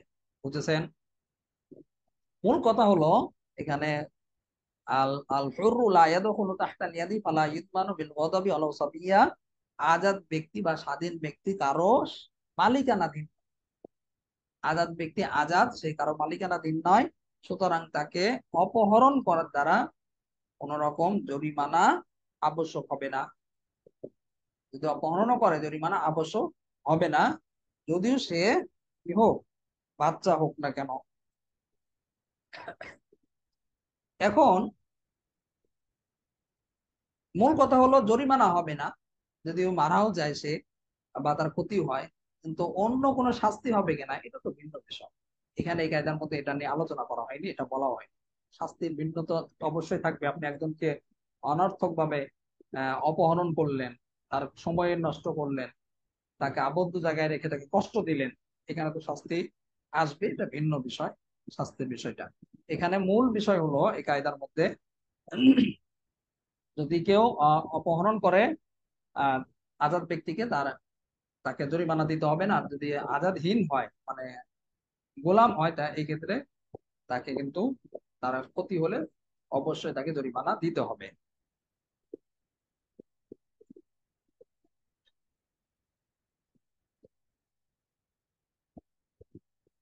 এর পরের কায়দাটা দেখেন, 115 নম্বর কায়দা। আল হাক্কু ইযা কানা মিম্মা লা ইয়াতাজাজ্জা ফাইন্নাহু ইয়াসবুতু লিকুল্লি আলাল কামাল। এই কায়দাটি আমরা দেখতে পাচ্ছি সিন্নুন রয়েছে, অর্থাৎ আল আসবার নাজার কিতাব থেকে নেওয়া হয়েছে। অর্থটা খেয়াল করেন, যখন কোনো হক এমন হবে যে তা বন্টনের অযোগ্য হয়, যখন কোনো হক এমন হয় যেটা বন্টনের অযোগ্য হয়, তাহলে সেই হক সকল হকদারদের জন্য ফাইন্নাহু ইয়াসবুতু লিকুল্লি আলাল কামাল, সকল হকদারদের জন্য পূর্ণভাবে সাব্যস্ত হবে। বুঝেছেন অর্থটা?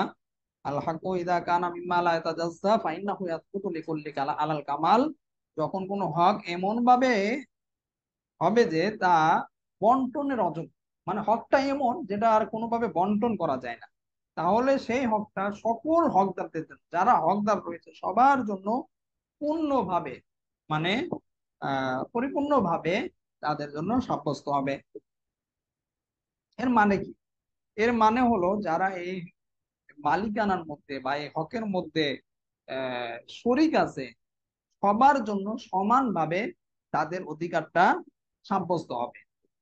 অর্থাৎ সবাই এই হকের ক্ষেত্রে সমান মালিক সাব্যস্ত হবে, সবাই এখানে, সবার এখানে অধিকার থাকবে।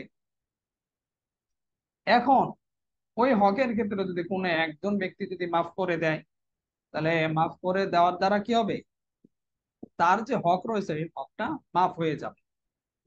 তবে এই ক্ষেত্রে আহ, যেহেতু অনেকে হকদার, একজন মাফ করে দিলে তার হক মাফ হয়ে যাবে, কিন্তু অন্য ব্যক্তিরা এই ক্ষেত্রে কি করতে পারবে না, তাকে কোন রকম আপত্তি তুলতে পারবে না যে কেন তুমি মাফ করে দিলে। কারণ হলো সে নিজের হকের ব্যাপারে নিজে মালিক, সে চাইলে মাফ করতে পারে, আবার নাও করতে পারে। আর এখানে মাফ করলে বা কি করলে ছেড়ে দিলে এক্ষেত্রে তাকে কোন রকম জরিমানাও দেওয়া লাগবে না, জরিমানাও দেওয়া যাবে না, কেননা সে তার ব্যক্তিগত যে হক আছে সেই হকটাকে সে মাফ করেছে।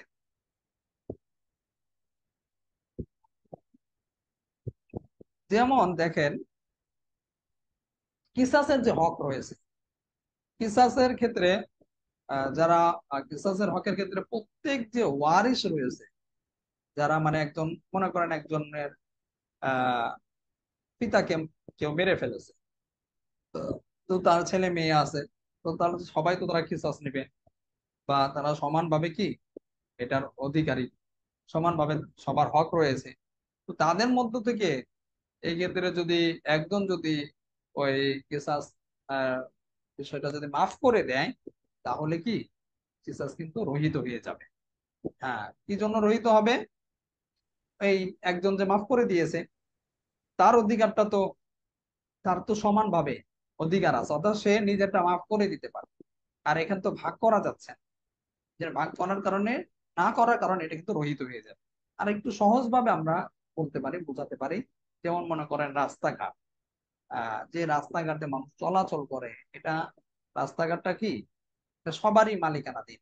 সরকারি রাস্তা মানে এটা জনগণের রাস্তা, মানুষের রাস্তা, বা আমাদের রাস্তা, বা আমরা যেটা তৈরি করেছি, এই জিনিসটার অধিকার এটা সংরক্ষণ করা, বা এটার মধ্যে কোনো কষ্টদায়ক যদি বস্তু থাকে, জিনিস থাকে, এটা সরিয়ে দেওয়াটার ক্ষেত্রে সবাইকে সমানভাবে দায়িত্ববান, বা সবারই এটা দায়িত্ব আছে যে সবাই এই কষ্টদায়ক বস্তু বা রাস্তার মধ্যে যদি এরকম কোনো ক্ষতিকর জিনিস থাকে, এটা সরিয়ে দেওয়াটা সবারই জন্য এটা দায়িত্ব হবে।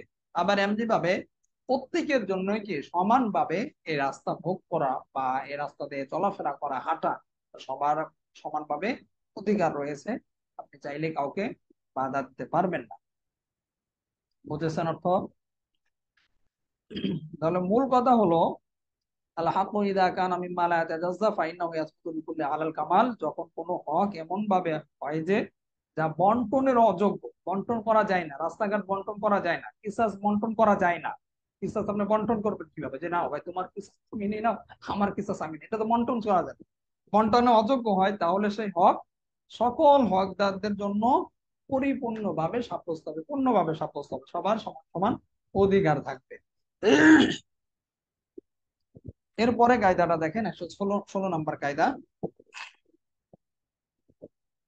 আল হাক্কু লা ইয়াসমুদু বিতাকাদুমিজ জামান, বিতাকাদুমিজ জামান। এই কায়দাটি দেখেন শিন নুন রয়েছে, অর্থাৎ আল আসবান নাজায়ের কিতাব থেকে নেওয়া হয়েছে। অর্থটা খেয়াল করেন, কারো হক দীর্ঘ সময় বিলম্বের কারণে বাতিল হয় না। আল হাক্কু লা ইয়াসমুদু বিতাকাদুমিজ জামান, কারো হক দীর্ঘ সময় বিলম্বের কারণে বাতিল হয় না। এই কায়দাটা বুঝলে পরের যে কায়দাটা আছে 117 নম্বর কায়দা, পরের কায়দাটা সহজ হয়ে যাবে, কারণ পরের কায়দাটা প্রায় এই কায়দার মতনই। মানে একই কায়দা ওইখানে এসেছে একটু ভিন্ন ভাবে। আচ্ছা, আগে এটা বোঝো, আল হাক্কু লা ইয়াসকুতু বিতাকাদুমিজ জামান, কারো হক দীর্ঘ সময় বিলম্বিত হওয়ার কারণে বাতিল হয় না। এই হকের ক্ষেত্রে আহ আমরা তো এর আগে পড়ে এসেছি, হক হলো দুই প্রকার, একটা আছে আল্লাহর হক, আর একটা কি বান্দার হক। তো আল্লাহর হক হোক আর বান্দার হক হোক, এটা কি দীর্ঘ সময় যদি চলে যায়, এই যে বিলম্ব হলো, এই বিলম্ব হলেও এটা বাতিল হবে না, এবং তার জন্য ওই বিধানটা রহিতও হবে না। যেমন দেখেন যে আল্লাহ তাআলা নামাজের হুকুম দিয়েছেন, এটা একটা আল্লাহর হক। কেউ যদি দীর্ঘদিন নামাজ নাও পড়ে, এর মানে কি তার নামাজ রহিত হয়ে যাবে? এই যে যে নামাজ আদায় করলো না দীর্ঘ সময়, রহিত হবে না। আবার বান্দার যদি হক হয়, যেমন মনে করেন আপনি বান্দার কাছ থেকে, কারো কাছ থেকে কিছু টাকা হাওলাত নিয়েছেন, খরচ নিয়েছেন, তার টাকাটা আপনি দিচ্ছেন না, বা কারো বান্দার হক মেরে খেলেন, এই হকের কিন্তু দীর্ঘ সময় চলে গেলে এর মানে এই নয় যে 1 বছর চলে গেছে আর আপনাকে দিতে হবে না, এটা রহিত হয়ে গেছে, মানসুখ হয়ে গেছে, না, এটা বাতিল হবে না কোনোভাবেই। দীর্ঘ সময় হলেও আপনাকে আদায় করতে হবে। যদি আপনি আদায় না করেন, দুনিয়াতে যদি আদায় না করেন, কিয়ামতের দিন হলেও কি তা আপনাকে আদায় করতে হবে। আদায়টা কিভাবে করবেন? কিয়ামতের দিন টাকা না থাকলে, যেটা আমরা অন্যান্য হাদিসের আলোকে জানতে পারি, আপনাকে তাকে আপনার নেকি দিয়ে দিতে হবে। নেকি না থাকলে তার গুনার বোঝা আপনাকে দিয়ে দেওয়া হবে। তাহলে এই কায়দার মধ্যে মূল কথা কি? জামান, কারো হক দীর্ঘ সময় বিলম্বের কারণে, দীর্ঘ সময় অতিবাহিত হওয়ার কারণে বাতিল হয় না। আচ্ছা, একটু নেটওয়ার্কের সমস্যা হয়েছিল। আচ্ছা দেখেন, এরপরে কায়দাটা দেখেন, 17 নম্বর কায়দা। আল হাক্কু মাতা সাবাতা লা ইয়াবতুলু বিতাখিরি ওয়ালা বিল কিতমান। এই কায়দাটা আমরা দেখতে পাচ্ছি সিনিয়র রয়েছে। সিনিয়র দ্বারা কি বোঝানো হচ্ছে? সারে সিয়ারে কাবির নামক কিতাবকে বোঝানো হচ্ছে। অর্থটা খেয়াল করেন। কোন হক একবার প্রমাণিত হয়ে গেলে, কোন হক একবার প্রমাণিত হয়ে গেলে তা বিলম্ব করার দ্বারা বা গোপন করার দ্বারা বাতিল হবে না। দুইটা কথা। এর আগের আমরা কায়দার মধ্যে বললাম, কোনো হক যদি হয় থাকে, প্রমাণিত হয়, তাহলে এটা বিলম্বের কারণে বাতিল হবে না, এটা আমরা পড়েছি আগের কায়দার মধ্যে। আর এখানে এসেছে গোপন করার দ্বারাও বাতিল হবে না। বিলম্ব করলে যেরকম বাতিল হবে না, এমনি ভাবে গোপন করার দ্বারাও বাতিল হবে না। বিলম্বের ক্ষেত্রে বাতিল হবে না, আমরা এর আগে মেসাল দিয়ে আসলাম। এমনি ভাবে নামাজের ক্ষেত্রে, তারপরে হজের ক্ষেত্রে, কারো উপর যদি হজ ফরজ হয়, সে বিলম্ব করলো, হজ আদায় করছে না, 1 বছর পরে অতিবাহিত হয়ে গেল, হজ ফরজ হয়েছে, তারপর হজ আদায় করলো না, নামাজ পড়লো না, এর মানে এই নয় যে তার নামাজ মাফ হয়ে গেছে, তার আর নামাজ পড়তে হবে না। না, তাকে তারপরেও কি এর হজ আদায় করতে হবে এবং তার নামাজও আদায় করতে হবে, যদিও বিলম্ব হয়ে গেছে। এমনি ভাবে তারপর আরেকটা বলা হয়েছে যে গোপন করা, বিত্তাখিরি ওয়ালা বিল কিতমান। এখন যদি কেউ কোনো হক প্রমাণিত হয় বা এটা গোপনও করে, গোপন করার দ্বারাও বাতিল হবে না। যেমন কোন একজন ব্যক্তি জাকাতের আহ হকদার হয়েছে, অর্থাৎ তার উপর জাকাত ফরজ হয়েছে, কিন্তু তারপরেও সে গোপন করে রেখেছে যে আমি জাকাতের মালিক নয়। এখন যারা জাকাতের উসুলকারী আছে, তাদের কাছ থেকে সে যদি গোপন করে রাখে, মানে এটা ইসলামী আইন ব্যবস্থার দিকে খেয়াল করে বলা হচ্ছে। আহ যদি ইসলামী শাসন ব্যবস্থা হয়, তাহলে তো জাকাতের উসুলকারীর জন্য আলাদা লোক থাকে খেলাফত ব্যবস্থার পক্ষ থেকে। তো তাদের কাছ থেকে গোপন করে রাখলো, এভাবে যদি কয়েক বছরও চলে যায়, তারপরেও তার কি হবে না? জাকাত মাফ হবে না, বরং কয়েক বছর পরেও যদি তার জাকাতের খরচ হয়েছিল বা জাকাত তার জন্য আবশ্যক ছিল, সে বরং গোপন করে রেখেছে, তাহলে ওই ক্ষেত্রেও তাকে জাকাত আদায় করতে হবে, বিগত বছরের জাকাত গুলো তাকে দিতে হবে, যদিও সে বিলম্ব করেছে এবং গোপন করে রেখেছে, যেটা আমরা কায়দার মধ্যে দেখলাম। আল আল হাকু মাতা তাবাতা লা ইয়াবতুলু বিতাখির ওয়ালা বিল কিতমান। কোন হক একবার প্রমাণিত হয়ে গেলে তা বিলম্ব করার দ্বারা বা গোপন করার দ্বারা বাতিল হবে না। এরপরে কায়দাটা দেখেন, 118 নম্বর কায়দা। আমরা 20 নম্বর কায়দা পর্যন্ত পড়বো, আর 3টা কায়দা, তারপরে শেষ করে ফেলবো ইনশাআল্লাহ। 18 নম্বর কায়দা দেখেন, আল হুকুকুল মুজাররাদাতু লা ইয়াজুজু ইয়াতিয়াদু আনহা। আল হুকুকুল মুজাররাদাতু লা ইয়াজুজু ইয়াতিয়াদু আনহা। এই কায়দাটি আমরা দেখতে পাচ্ছি সিন্ধু রয়েছে, অর্থাৎ আল আসবান নাসাইর কিতাব থেকে নেওয়া হয়েছে। অর্থটা খেয়াল করেন। অদৃশ্য অধিকারের বিনিময় নেওয়া জায়েজ নেই। অদৃশ্য অধিকারের বিনিময় নেওয়া জায়েজ নেই।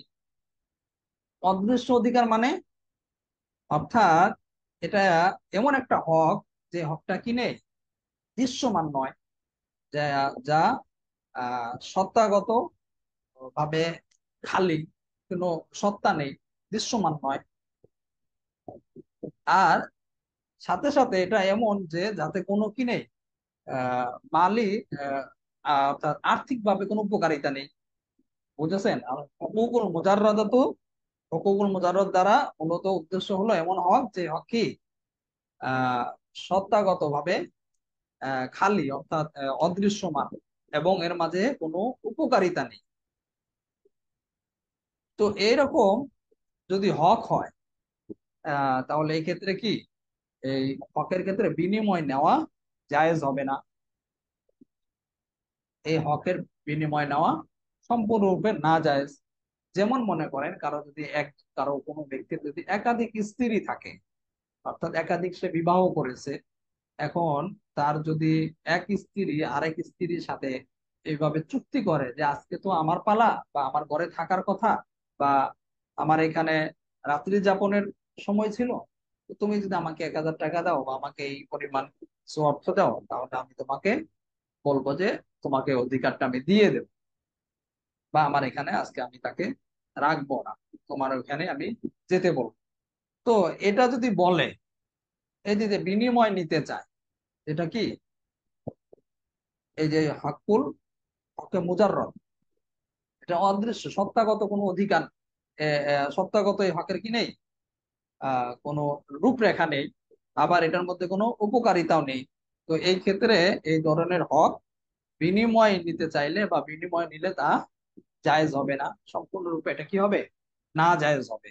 যেটা আমরা কায়দার মধ্যে স্পষ্ট ভাবে দেখতে দেখতে পাচ্ছি, আল হুকুকুল মুজাররাদাতু লা ইয়াজুজু ইতিআদু আনহা, আহ অদৃশ্য অধিকারের বিনিময় নেওয়া জায়েজ নেই।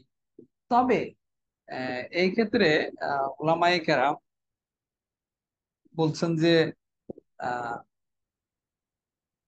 যেমন কিতাবের মাধ্যমে যেটার যে যে হকটা বা আর্থিকভাবে উপকারিতা আছে, যে হকের দ্বারা আর্থিকভাবে উপকারিতা আছে, মানুষের উপকারিতা নিহিত আছে, যেটার মাধ্যমে মানুষ আর্থিকভাবে স্বাবলম্বী হয়, এরকম যদি মাধ্যম হয়, তাহলে এই ক্ষেত্রে বিনিময় নেয়া বা ওই ক্রয় বিক্রয় করা ওই অধিকারটা জায়েজ আছে।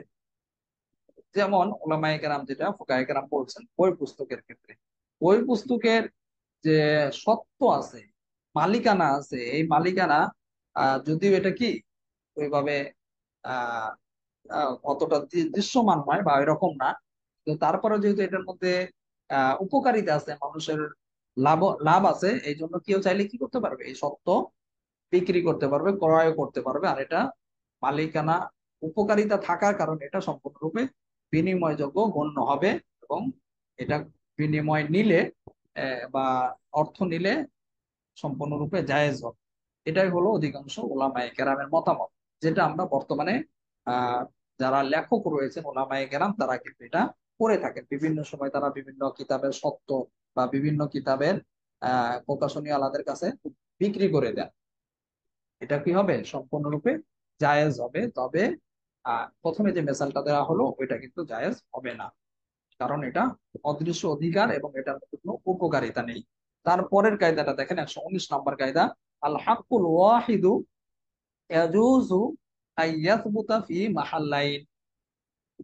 এই কায়দাটি আমরা দেখতে পাচ্ছি নুন নুন রয়েছে, অর্থাৎ তাসিসুন নাজিরি নামক কিতাব থেকে এই কায়দাটি নেওয়া হয়েছে, এই জন্য এখানে নুন উল্লেখ করা হয়েছে। অর্থটা খেয়াল করেন, আল হাক্কুল ওয়াহিদু ইয়াজুজু আইয়াসবুতা ফি মাহাল্লাইন, একটি হক দুই স্থানে বিদ্যমান হতে পারে। একটি হক কি আহ দুই স্থানে, আর একটু সহজভাবে আমরা বলতে পারি একটি হক একাধিক স্থানেও কি বিদ্যমান হতে পারে। যেমন এখানে মূলত আল্লাহ হাক্কুল ওয়াহিদ ইয়াজুজু আইয়াসবুতা ফি মাহাল্লাইন, এখানে মূলত দুইটা মহাল্লের কথা বলা হয়েছে, মাহাল্লাইন অর্থাৎ তাসনিয়া ব্যবহার করা হয়েছে।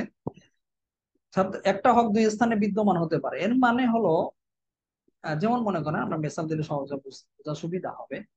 আহ,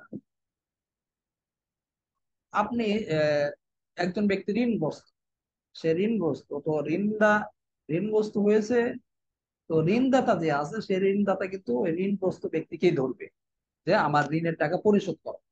এখন এই ক্ষেত্রে যদি ওই ঋণগ্রস্ত ব্যক্তির অসহায়ত্ব দেখে কেউ যদি তার জিম্মাদারি নেয় যে ভাই ঠিক আছে আমি আপনার জিম্মাদারি নিলাম, আমি আপনার টাকাটা বা আপনার যে ঋণটা সেটা আমি পরিশোধ করে দেবো, তো এই ক্ষেত্রে জিম্মাদারি নিলে তখন ঋণদাতা যে ব্যক্তি আছে তিনি চাইলে ঋণগ্রস্ত ও ব্যক্তিকেও আহ কে ধরতে পারবেন, আবার যে জিম্মাদারি নিয়েছে তার কাছেও তার পাওনা টাকা চাইতে পারবেন।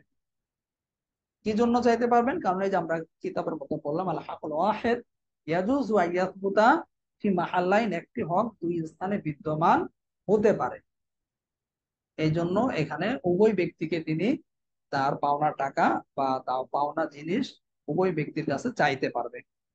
এমনি ভাবে যদি কারো পিতা মাতা বাবা মা যদি গরিব হয়, অসহায় হয়, তাদের যদি একাধিক সন্তান থাকে, তাহলে এই ক্ষেত্রে কি একাধিক সন্তান থাকলেও তাদের সবারই তার সন্তানদের জন্য তাদের ভরণ পোষণ বা খরচপাতি এগুলো সবার উপরেই কর্তব্য হবে, তারা সবাই এই খরচাদি দিতে হবে। কারণ আমরা কায়দার মধ্যে বললাম আল হাক্কু ওয়াহিদু ইয়াজুজু আন ইয়াসুতা ফি মাহাল্লাইন, একটি হক দুই স্থানে বিদ্যমান হতে পারে। তারপরে কায়দাটা দেখেন, 120 নাম্বার কায়দা, আল হাকীকাতু তুতরাকু বিদালালাতিল হাল ওয়া তুতরাকু বিদালালাতিল ইসতিমালি ওয়াল আদা। এই কায়দাটি আমরা দেখতে পাচ্ছি মিম জিম রয়েছে, অর্থাৎ মাজালা নামক কিতাবে আছে, আবার পাশাপাশি আমরা দেখতে পাচ্ছি শিন নুন রয়েছে, অর্থাৎ আল আসবান নাজার কিতাবের মধ্যেও রয়েছে। এই কায়দাটি আমরা আহ আগে অর্থটা খেয়াল করি। হাকিকতকে হাকিকতকে অবস্থার কারণে হাকিকতকে অবস্থার কারণে এবং প্রচলন ও অভ্যাসের কারণে ছেড়ে দেওয়া হয়। দেখেন, তিনটা ভাগ বলা হয়েছে, কায়দাটা বুঝতে হলে তিনটা ভাগে আমরা মানে আলাদা আলাদা ভাবে আলোচনা। প্রথমে বলা হচ্ছে হাকিকতকে, হাকিকত কাকে বলে এটা কিন্তু আমরা পিছনে পড়ে এসেছে, বেশ কয়েকবার বেশ কয়েকটা কায়দার মধ্যে গেছে।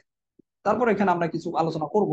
আগে এটা বোঝেন, অর্থটা খেয়াল করেন যে হাকিকতকে অবস্থার কারণে এবং প্রচলন ও অভ্যাসের কারণে, আল হাকিকাতু তুতরাকু বিদালালাতিল হাল, অবস্থা অতুতরাকু বিদালালাতিল ইস্তিমাল ওয়াল আদা।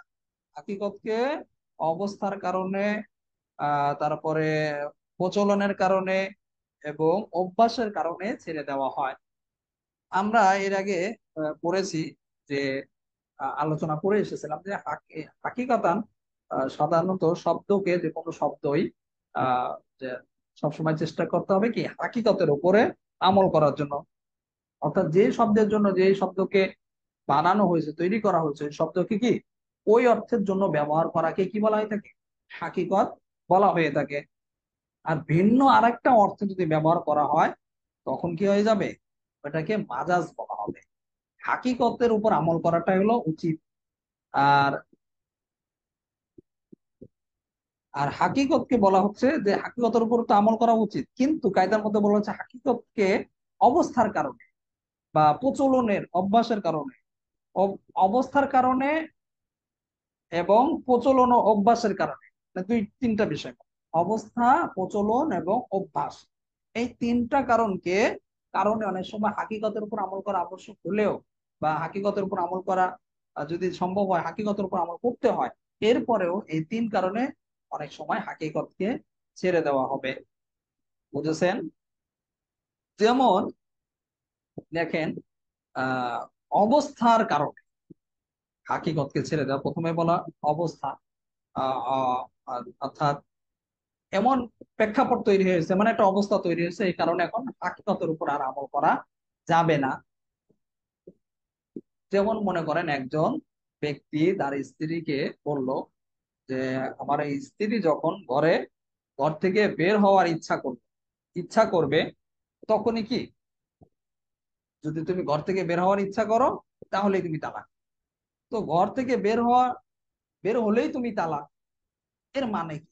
এর মানে আপনি যদি হাকিকতের দিকে যান, তাহলে হাকিকতান অর্থ হবে কি, যখনই তার স্ত্রী এই ঘর থেকে বের হয়ে যাবে তখনই কি হয়ে যাবে, তালাক হয়ে যাবে।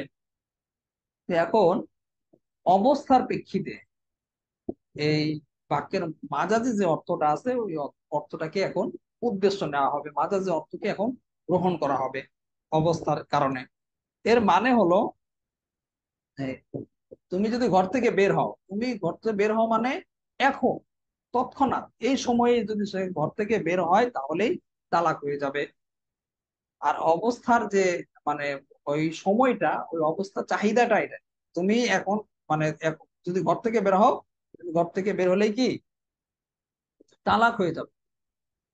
তো এই অবস্থার কারণে দেখেন, এই অবস্থার চাহিদার কারণেই তাকে তালাকটা কিন্তু কার্যকর হবে না, হাকিকতের উপর আমল করা হবে না। এরপরে আরেকটা বিষয় যে প্রচলনের কারণে হাকিকতের উপর আমল করা হচ্ছে না, হাকিকতকে ছেড়ে দেওয়া হচ্ছে অথবা অভ্যাসের কারণে ছেড়ে দেওয়া হচ্ছে। যেমন কেউ মনে করেন কসম করলো যে সে গোস্ত খাবে না, কেউ কসম করলো কি সে গোস্ত খাবে না। তো এই যে যে কসমটা করলো, কসম করার সাথে সাথে সে যদি, যদিও সচরাচর আমাদের দেশে বা আমরা মানুষরা আহ পশু যে বিভিন্ন হালাল প্রাণীর গোস্ত খাই আমরা, কিন্তু শুকরের গোস্ত, তারপরে মানুষের গোস্ত, এগুলো কিন্তু আমরা খাই না। কি জন্য? এটার প্রচলন আমাদের নাই, এবং এটা আমাদের জন্য কি নয়, অভ্যাসও না। অভ্যাসও না, প্রচলনও না। আমরা সচরাচর হালাল যে সমস্ত প্রাণী রয়েছে এগুলি গোস্ত খাই। তো প্রচলন এবং অভ্যাস না থাকার কারণে এখন যদি কেউ যদি শুকরের গোস্ত অথবা মানুষের গোস্ত খায়ও, তাও কি সে কসম ভঙ্গকারী হবে না, তার কসম ভঙ্গ হবে না, যদিও সে বলছে যে আমি গোস্ত খাবো না, কসম করে বলছে কি গোস্ত খাবো না। কিন্তু গোস্ত গোস্ত খাবো না বলতে কেন, সব গোস্তই হতে পারে, যে কোনো প্রাণীর গোস্ত হতে পারে, এটা অন্তর্ভুক্ত হতে পারে। তারপরেও অভ্যাসের কারণে, প্রচলনের কারণে আহ এই অর্থটা এখানে মানে গ্রহণ করা হবে না বা হাকিকতকে ছেড়ে দেওয়া হবে। কারণ মানুষ সচরাচর কি সাধারণত বা কখনো এই এই মানুষের গোস্ত বা শুকরের গোস্ত খায় না। এই জন্য কেউ যদি খায়ও তার কসম ভঙ্গ হবে না। আর এটা না হওয়ার কারণ কি? আর হাকিকতকে কেন ছেড়ে দেওয়া হচ্ছে? অভ্যাসের কারণে এবং মানুষের যে প্রচলন আছে, এই প্রচলনের দিকে লক্ষ্য করে হাকিকতকে ছেড়ে দেওয়া হচ্ছে। যাই হোক, মূল কথা হলো এই কায়দার যে হাকিকতকে অবস্থার কারণে, আল হাকিকত তুতরাকু বিদালালাতিল হালাত তুতরাকু বিদালালাতিল ইস্তিমাল ওয়াল আদা, হাকিকতকে অবস্থার কারণে, যেমন আমরা তালাকের ক্ষেত্রে দেখলাম। তারপরে আহ এবং প্রচলন ও অভ্যাসের কারণে ছেড়ে দেওয়া হবে। হাকিকতের উপর আমল করা, চেষ্টা করতে হবে সবসময় হাকিকতের উপর আমল করা, কিন্তু অনেক সময় কি অবস্থার কারণে, প্রচলনের কারণে, অভ্যাসের কারণে হাকিকতকে ছেড়ে দেওয়া হয়, যেটা আমরা দুইটা মেসালের মধ্যে দেখতে পেলাম। আচ্ছা, ঠিক আছে, আজকে এই পর্যন্তই থাক। আহ আলহামদুলিল্লাহ, আমরা 120টা কায়দা পড়লাম। ইনশাআল্লাহ আগামীকালকে তো আহ শনিবার, শনিবারকে ইনশাল্লাহ আমরা 21 নাম্বার কায়দা থেকে পড়বো। আর সবাই একটু এখন একটু তাড়াতাড়ি ক্লাসে জয়েন হওয়ার চেষ্টা করবেন, যেহেতু আমাদের সামনে পরীক্ষা আছে, বেশি সময় নেই। এখন থেকে আমরা একটু চেষ্টা করব, চেষ্টা মানে কি, প্রতিদিন ইনশাল্লাহ 10টা করে কায়দা কমপক্ষে পড়া হবে। 10টা করে আমরা কায়দা পড়বো। আর একটু আগে আগে জয়েন করলে আপনারা ক্লাসটা আমরা আগে আগে শুরু করতে পারি। আচ্ছা, ঠিক আছে, জাযাকুমুল্লাহ। সুবহানাল্লাহি ওয়া বিহামদিহি, সুবহানাকাল্লাহুম্মা ওয়া বিহামদিকা, আশহাদু আল্লা ইলাহা ইল্লা আনতা, আস্তাগফিরুকা ওয়া আতুবু ইলাইক।